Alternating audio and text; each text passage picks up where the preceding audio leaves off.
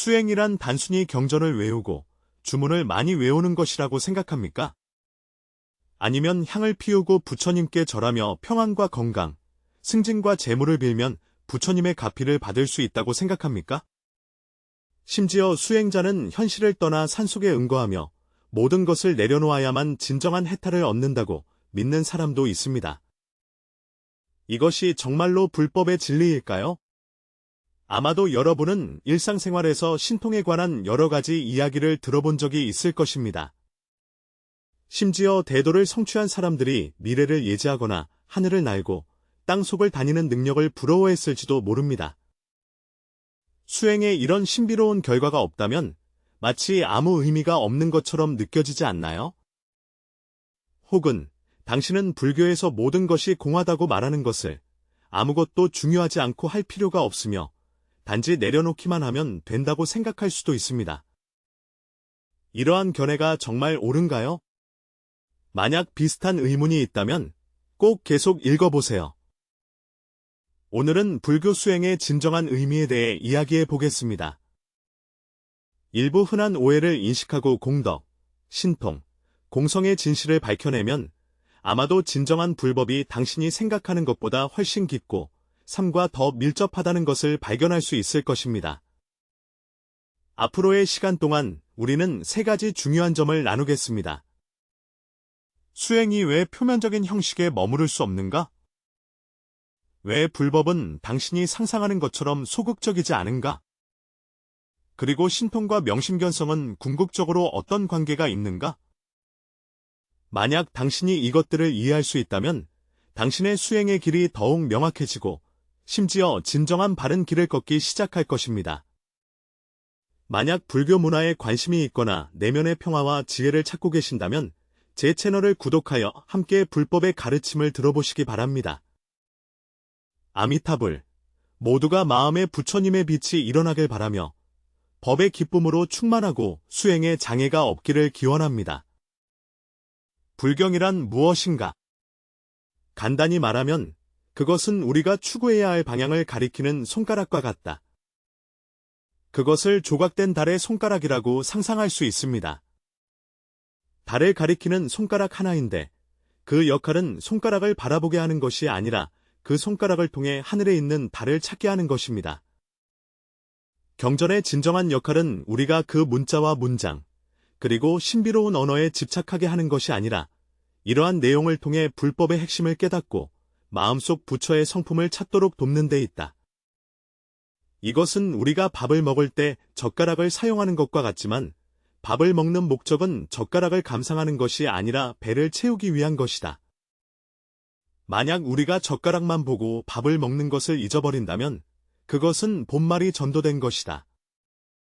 그러므로 우리가 경전을 읽거나 들을 때 불경은 단지 도구일 뿐이며 깨달음을 돕는 다리일 뿐이지 수행의 최종 목적지는 아님을 이해해야 합니다. 경문의 문자와 구절, 심지어 그중 이른바 공덕조차도 수행의 핵심이 아니다. 진정한 의미는 경전의 뜻을 이해하고 그 뜻을 자신의 수행에 적용하는 데 있습니다. 문제는 많은 사람들이 불경의 역할을 오해하고 있다는 점입니다. 어떤 사람들은 염불하는 것 자체에 집착하여 많이 염불할수록 공덕이 더 커진다고 생각하며 심지어 매일 몇 번이나 염불했는지와 얼마나 많은 공덕 점수를 쌓았는지를 세기도 합니다. 이러한 방식은 수행을 기계화할 뿐만 아니라 오히려 역효과를 낳을 수도 있다. 진정한 공덕은 경문 자체에 있는 것이 아니라 우리가 경전을 통해 그 뜻과 이치를 이해하고 그 이치를 삶에 적용하여 자신의 마음과 성품을 향상시키는 데 있습니다. 게다가 불경 자체의 언어와 형식도 현대인에게 몇 가지 장벽을 제공합니다. 이들은 대부분 고문으로 쓰여져 있으며 어휘가 복잡하고 문장 구조가 특이하며 여기에 번체자와 불교 전용 용어가 더해져 많은 사람들이 보자마자 난해하고 이해하기 어렵다고 느낍니다. 만약 우리가 단지 이러한 문자에 머물러 있거나 심지어 문자 연구에 빠져 그것들이 담고 있는 진정한 의미를 생각하지 않는다면 그것은 일반적인 학술 연구와 다를 바 없으며 전혀 불법을 배우는 것이 아닙니다. 그렇다면 어떻게 올바르게 불경을 대해야 할까요? 우리는 진리를 보고 알았음을 잊어야 합니다. 즉, 불경이 인도하는 길을 따라 우리의 달을 보고 마음을 밝히고 본성을 깨달아 부처의 성품을 찾는 것이다. 진정으로 불경의 의미를 이해하게 되면 문자에 대한 집착을 내려놓고 그 중심을 수행에 두어야 하며 경문의 뜻과 이치를 따라 수행할 때야 비로소 참된 이익을 얻을 수 있다. 그렇지 않으면 경전을 읽는 것은 단지 형식적인 행위에 불과하며 진정한 수행 목표에서 점점 멀어지게 된다. 요약하자면 불경의 역할은 우리로 하여금 불성을 찾고 수행의 길을 찾도록 돕는 것입니다. 그것은 도구이며 다리이지 종착점이 아니다. 불교를 배우는 핵심은 얼마나 많은 경전을 암기하느냐가 아니라 그 의미와 이치를 이해하고 이를 행동으로 옮기는 데 있다.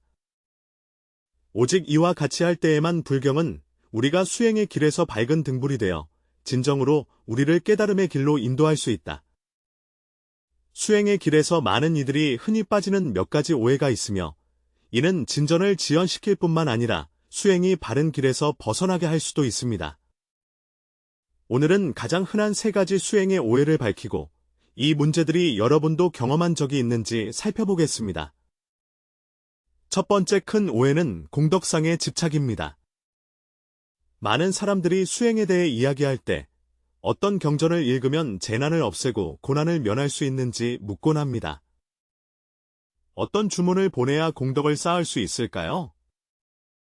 그래서 하루 종일 경전을 외우고 주문을 보내는 데 바쁘며 심지어 몇 번이나 외웠고 얼마나 많은 공덕 포인트를 쌓았는지 노트에 적기까지 합니다.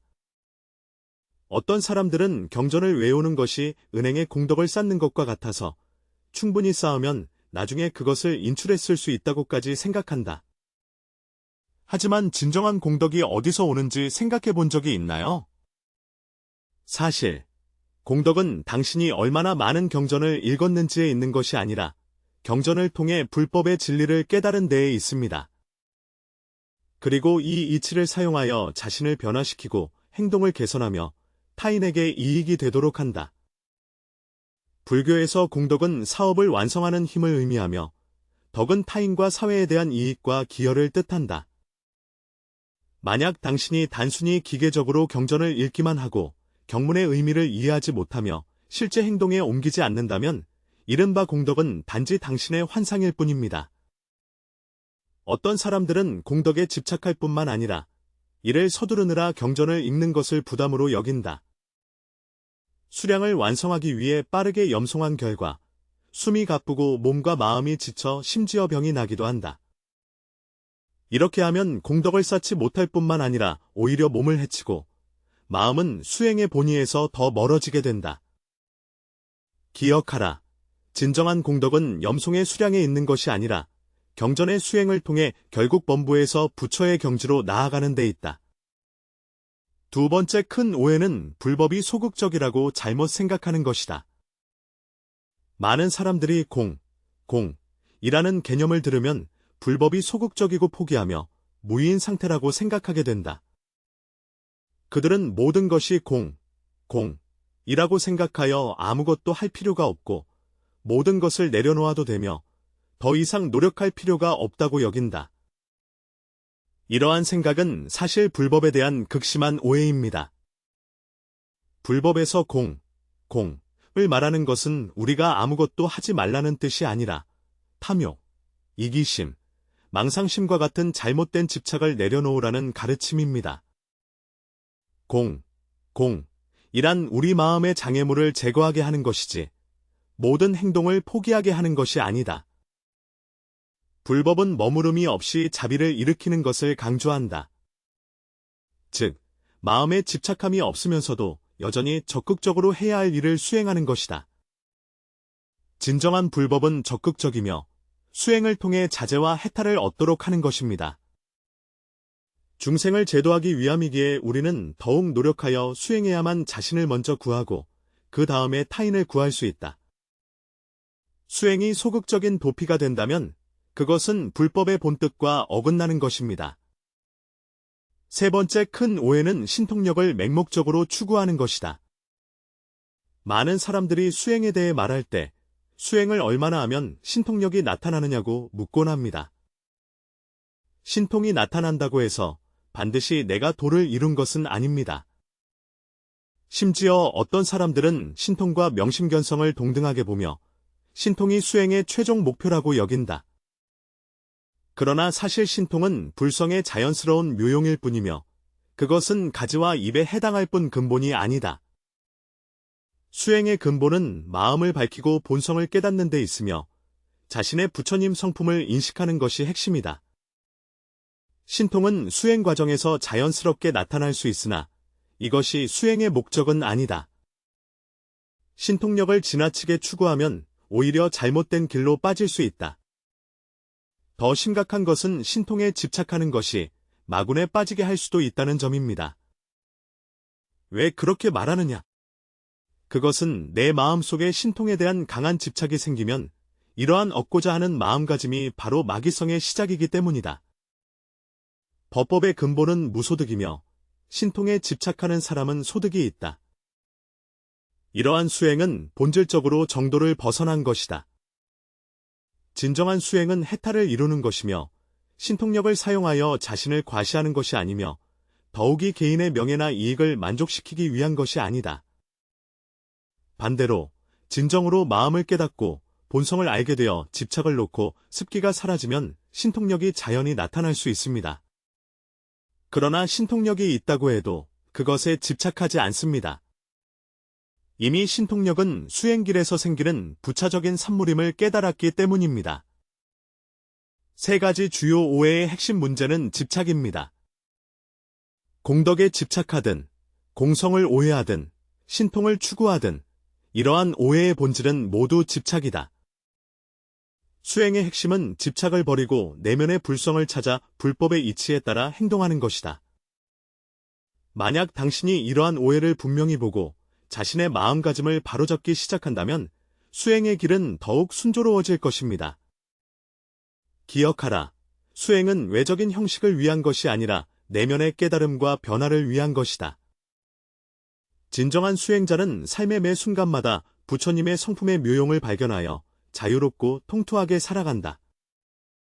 명심견성, 명심견성은 불교에서 본래 마음의 본성을 깨닫고 참된 자아를 보는 것을 의미합니다. 이는 인간이 지닌 진정한 본질과 깨달음을 얻는 과정을 가리키며 궁극적으로 깨달음의 경지에 이르러 번뇌와 집착에서 벗어나는 것을 뜻합니다. 이것은 불교 수행의 핵심이며 모든 수행자가 궁극적으로 추구하는 목표이기도 합니다. 그러나 이 단어는 겉보기에는 심오해 보이지만 사실 그렇게 신비롭지 않습니다. 그것은 우리 각자가 본래 갖추고 있는 부처님의 성품, 즉 마음속에 본래 구비된 깨달음의 능력을 말합니다. 불교에서는 불성이 어디에나 존재한다고 믿으며 그것은 어떤 외적인 것이 아니고 수행을 통해 얻을 수 있는 것도 아니다. 그것은 우리 각자가 본래부터 가지고 있는 것입니다. 햇빛과 같이 그것은 항상 존재하지만 단지 먹구름에 가려져 있을 뿐입니다. 이 검은 구름들은 바로 우리의 망상, 집착, 혼란과 무명을 나타냅니다. 명심견성, 명심견성은 이 구름을 헤치고 그 뒤에 숨겨진 빛을 보는 것이다. 그렇다면 성이란 무엇인가? 이 성이란 바로 우리가 본래 지닌 깨달음의 성품으로 모든 작용의 근원이다. 예를 들어 당신이 사물을 볼 수 있는 것은 눈의 견성이 작용하기 때문입니다. 너는 소리를 들을 수 있는데 이것은 귀의 문성이 작용하기 때문이다. 당신이 말하고 행동하며 생각하는 모든 능력의 배후에는 불심의 구현이 있습니다. 이것이 바로 불교에서 흔히 말하는 작용현현입니다. 성은 결코 우리를 떠난 적이 없으며 항상 다양한 작용을 통해 표현되고 있습니다. 예를 들어 보리도존자는 한때 이역 왕에게 말하기를 성품은 작용 속에 있으며 눈은 보고 귀는 듣고 손은 잡으며 발은 걷는다. 이 모든 일상적인 행위들 뒤에는 모두 부처님의 성품인 묘용이 있다 하였다. 성은 어디에나 있지만 외부에 있는 것이 아니라 우리가 진정으로 집착을 놓고 외부 경계를 쫓는 것을 멈출 때만 그 본래 모습을 볼 수 있다. 그러나 왜 우리는 이 불성을 보지 못할까요? 그것은 우리가 외적인 상에 너무 집착하기 때문입니다. 우리는 모든 것을 실제하는 것으로 여기며 진리와 망상, 공과 유를 분별한다. 사실, 망상은 진정으로 존재하는 것이 아니며 그것은 진리로부터 일어나는 것이다. 이는 마치 바람이 물결을 일으키는 것과 같아서 물결은 움직이지만 그 본질은 여전히 물이다.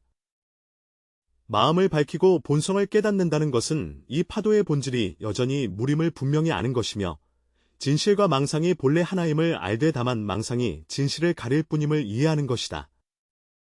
수행의 핵심은 망심에서 진심으로 돌아가는 것이다. 우리가 모든 사물에 대한 집착을 내려놓고 외부 환경에 휘둘리지 않으며 망상심으로 허망한 것들을 쫓지 않을 때 마음은 본래의 고요함과 밝음을 회복하게 되는데 이것이 곧 견성이다. 어떤 사람들은 이러한 깨달음이 매우 심오하게 들릴 수 있지만 사실 그것은 매우 현실적입니다. 불교 수행은 결코 우리에게 삶을 멀리하라고 요구하는 것이 아니라 삶 속에서 성품을 깨닫게 하는 것이다. 육조단경에서 말한 바와 같이 성성을 본 사람은 말로 표현할 수 없는 허무함을 느끼는데 이는 성성을 보는데 복잡한 의식이나 힘든 수행이 필요 없다는 뜻이다. 그것은 일상생활의 매 순간마다 일어날 수 있습니다. 새소리를 듣고 상쾌한 바람이 얼굴을 스치는 것을 느낄 때 그 이면에는 성품이 작용하고 있습니다. 당신이 현재에 집중하고 번뇌에 얽매이지 않을 때 이것이 바로 성찰의 표현입니다. 그러나 견성은 신통과 동일하지 않으며 심지어 그것이 신통과 필연적인 연관이 있다고 말할 수조차 없다.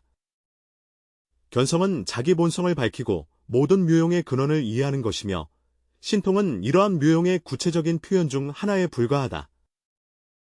신통을 수행의 목표로 삼는 것은 정법에서 벗어나는 행위이다. 견성은 근본이고 신통은 가지와 잎이다. 근본을 붙잡으면 말미암음이 자연히 드러난다. 그러나 만약 당신이 말미를 집착한다면 근본을 간과하게 되고 심지어 방향을 잃게 됩니다. 명심견성은 불법의 핵심일 뿐만 아니라 수행의 기초이기도 합니다. 명심견성을 얻은 수행자는 일상생활 속에서 자유롭고 원만하게 인연에 따라 능히 행할 수 있다. 수행은 더 이상 현실을 회피하기 위한 것이 아니라 현실 속에서 자신과 타인을 더 잘 마주하기 위한 것이다. 성품을 깨달음으로써 우리는 모든 망념과 번뇌가 허망함을 알게 되어 집착을 내려놓고 진정한 해탈을 얻을 수 있다. 요컨대 명심견성은 결코 도달하기 어려운 경지가 아니며 그것은 모든 사람이 본래 갖추고 있는 불성이자 모두가 도달할 수 있는 깨달음의 상태이다. 수행의 목적은 여러 가지 방법을 통해 혼미한 마음을 제거하고 고요한 부처님의 본성이 자연스럽게 드러나도록 하는 것이다. 마음을 밝히고 본성을 깨달았을 때 수행의 길은 결코 다른 곳에 있지 않고 바로 일상의 매 순간에 있다는 것을 알게 됩니다. 이 핵심을 분명히 인식하는 것이 진정으로 바른 길에 들어서는 첫걸음입니다. 수행의 진정한 목적은 무엇인가?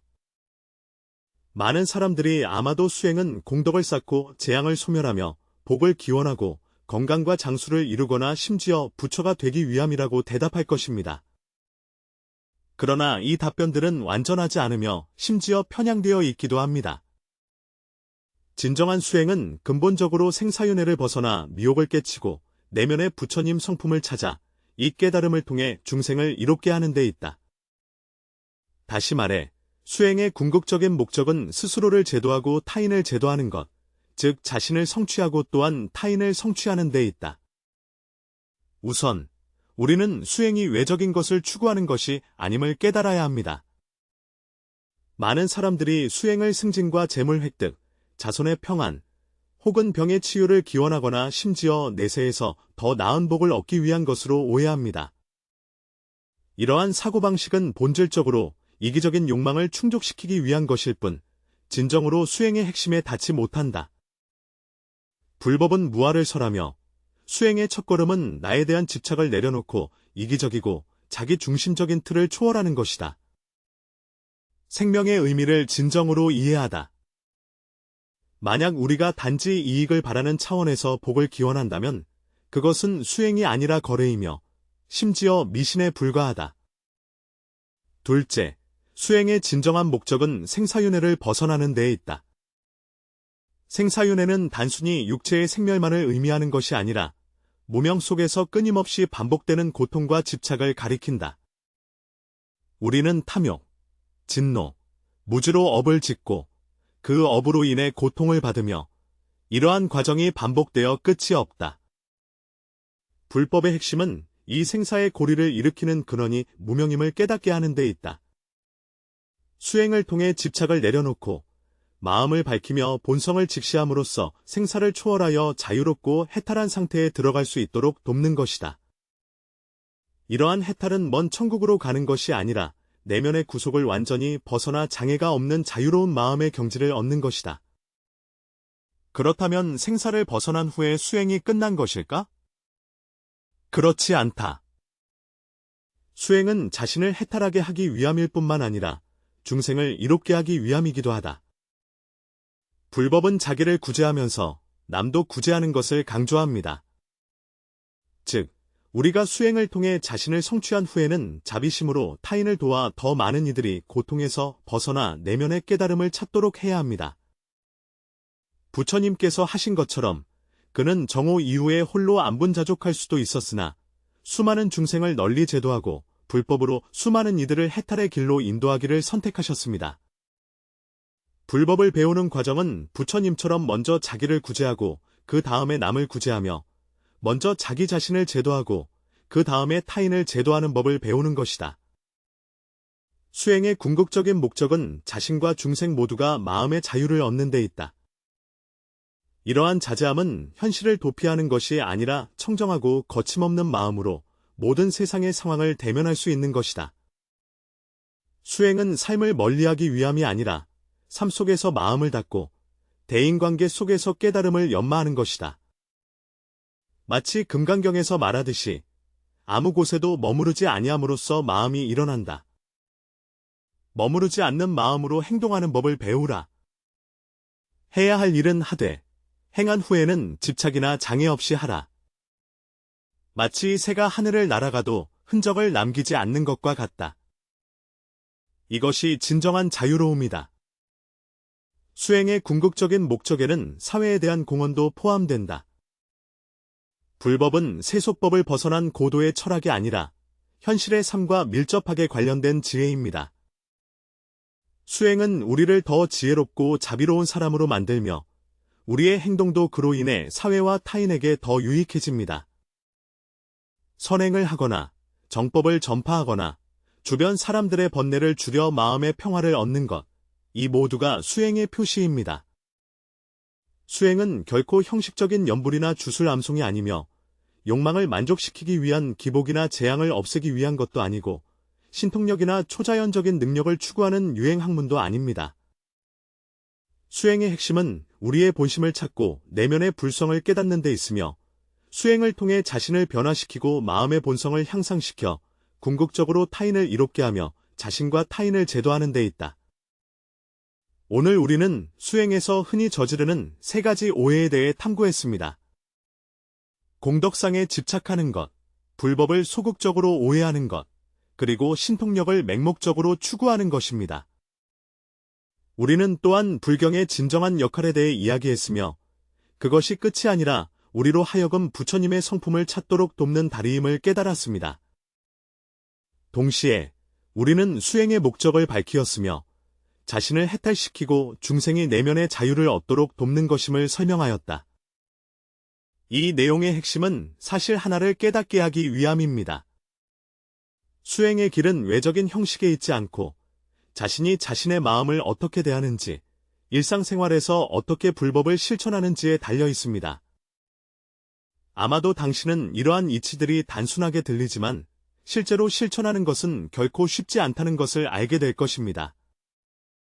수행은 삶을 도피하는 것이 아니라 삶의 매 순간 세세한 부분에서 내면을 닦아가는 것이며 사람을 대하고 세상과 마주하는 매 순간에 자신의 망념을 깨닫고 집착을 내려놓아 청정과 자유를 찾는 것이다.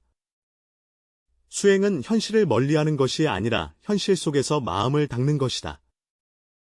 만약 오늘 이 말을 듣고 자신의 수행 상태와 어떤 공명을 느끼거나 어느 부분에서 잘못된 길을 걷고 있음을 발견한다면 조급해하지 말라. 이것이 바로 수행의 의미이며 끊임없이 수정하고 끊임없이 나아가는 것입니다. 불법은 결코 한 번에 완성되기를 요구하지 않습니다. 오히려 한 걸음씩 실천 속에서 나아가기를 격려하며 방향이 옳기만 하면 언젠가는 해탈의 반야에 도달할 수 있습니다.